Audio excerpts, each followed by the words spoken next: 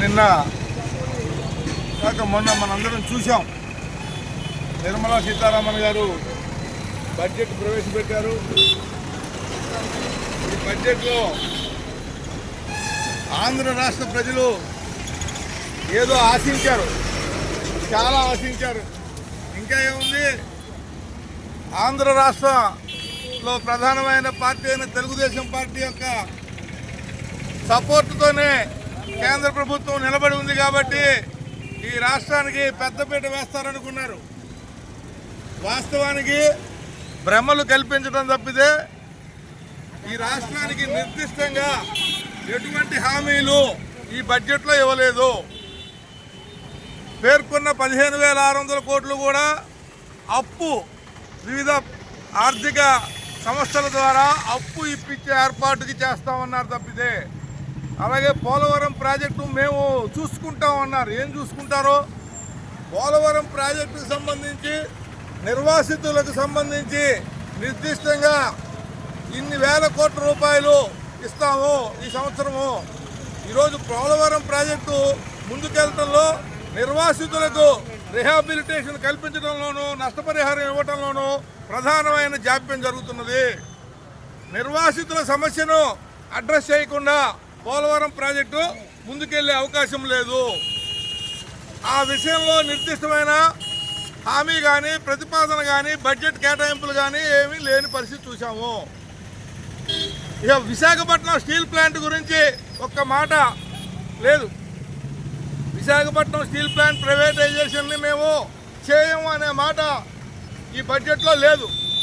అంతకు పూర్వం కేంద్ర మంత్రి గారు, కర్ణాటకలో ఉన్న కేంద్ర మంత్రి గారు మేము ప్రైవేటైజేషన్ చేయము అనే మాట అన్నారు. కానీ ఈ బడ్జెట్లో నిర్దిష్టమైన ప్రతిపాదన ఎటువంటిది లేదు. అలాగే ఈ రాష్ట్రానికి సంబంధించి రైల్వే జోను, ఇతర అంశాలు, అలాగే ప్రత్యేక చంద్రబాబు నాయుడు గారు కేంద్ర ప్రభుత్వానికి మద్దతు ఇచ్చే ప్రాసెస్లో ఏమనుకున్నారంటే రాష్ట్రానికి స్పెషల్ స్టేటస్ హోదా కావాలి అని అన్నారు. స్పెషల్ స్టేటస్ హోదా ఊసే లేదు, మనం చూసాం. స్పెషల్ ప్యాకేజీ కూడా ఏమీ లేదు.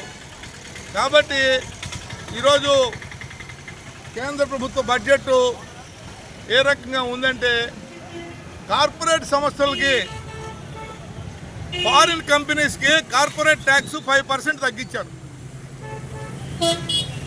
మధ్యతరగతి సామాన్య ఉద్యోగస్తులకు సంబంధించి ఆదాయ పన్నులో ఎటువంటి రాయితీను ఇవ్వని పరిస్థితి ఉన్నది.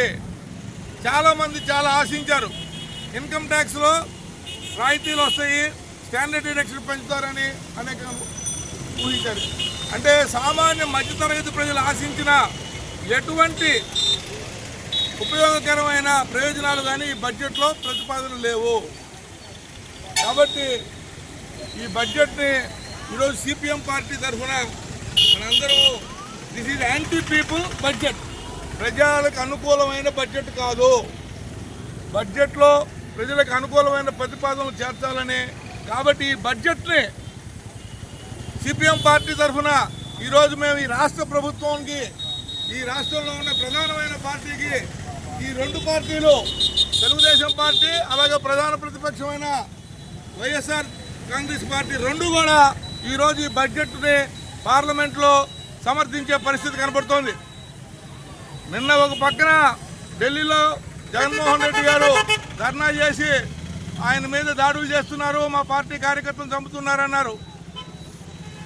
రాష్ట్రపతి పాలన కావాలంటాడు, అర్థం పర్థం లేకుండా మరి.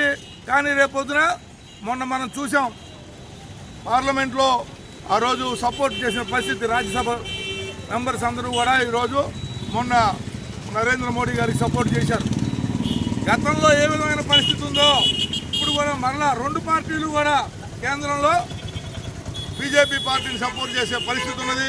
ఈ రాష్ట్ర ప్రయోజనాలను తాకట్టు బట్టి వారి వారి వ్యక్తిగత ప్రయోజనాలు ఈరోజు కేంద్ర ప్రభుత్వానికి మద్దతు ఇవ్వడానికి ప్రధానమైన కారణాలు తెలుగుదేశం పార్టీ కానీ వైఎస్ఆర్సీపీ కానీ ఏమిటంటే ఆయన మీద కేసులు ముందుకెళ్లకుండా, ఈయన మీద కేసులు ముందుకెళ్లకుండా చంద్రబాబు నాయుడు గారి వ్యక్తిగత ప్రయోజనాల కోసం జగన్మోహన్ రెడ్డి గారి వ్యక్తిగత ప్రయోజనాల కోసం మాత్రమే ఈరోజు కేంద్ర ప్రభుత్వాన్ని సపోర్ట్ చేస్తున్నట్టు చాలా స్పష్టంగా కనపడుతున్నది.